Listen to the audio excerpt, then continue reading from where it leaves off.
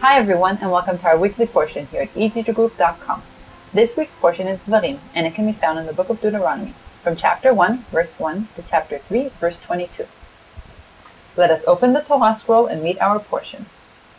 אלה הדברים אשר דיבר משה אל כל ישראל בעבר הירדן במדבר בערבה מול סוף בין פרן ובין תופל ולבן בחצרות ודי זהב. The portion is named Devarim, literally things or words, because it contains the beginning of Moses' words to the people when he gives them a speech before his death. Let us understand the first verse together.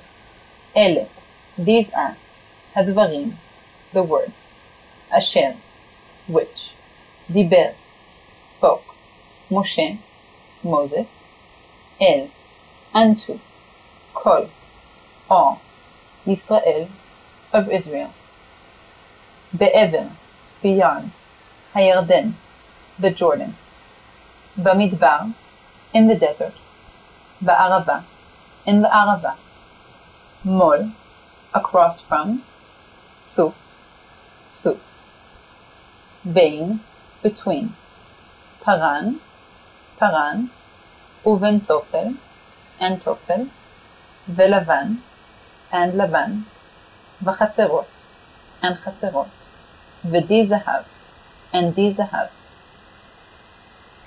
This week's portion, Devarim, is the first portion in the book of Deuteronomy, which is called Devarim in Hebrew. In this portion, Moses begins his speech to the people before his death. In this speech, he also recounts a lot of the stories we have heard in previous books. At the beginning of this week's portion, we are told the precise location and time upon which Moses gave this speech, beyond the Jordan, in the land of Moab, on the first day of the 11th month of the 40th year of their desert wandering. Moses repeats the divine promise of the land of Canaan, and will later recount some of the conquests the Israelites made under his command before entering the land. However, he first tells the story of how he came to appoint judges for the Israelites, because he could not bear to be the judge of all the legal matters of such a large population. In the other account of this story in Exodus 18, we learn that Jethro, Moses' father-in-law, was the one who suggested this idea. The next story to be retold is that of the 12 spies who were sent 38 years earlier to check out the land of Canaan before the Israelites were supposed to enter it. However, the spies came back with a scary account of the might of the peoples inhabiting Canaan, and the Israelites sinned and refused to enter the land, accusing God that he never should have taken them up from Egypt. As a punishment, that entire generation, including Moses, was to die in the desert. The only two people who would be allowed to enter Canaan from that generation were the two righteous spies, Caleb and Joshua.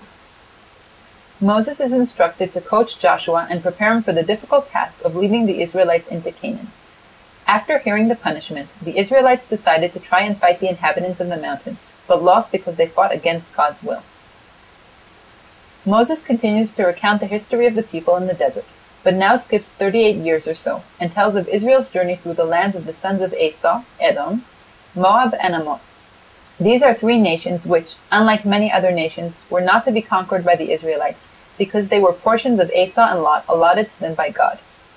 After passing through their lands, the Israelites conquered other nations not enjoying this privilege, the Amorites, who refused Israel's peaceful request to pass through their land, and the kingdom of Og, king of the Bashan, who came out to fight the Israelites.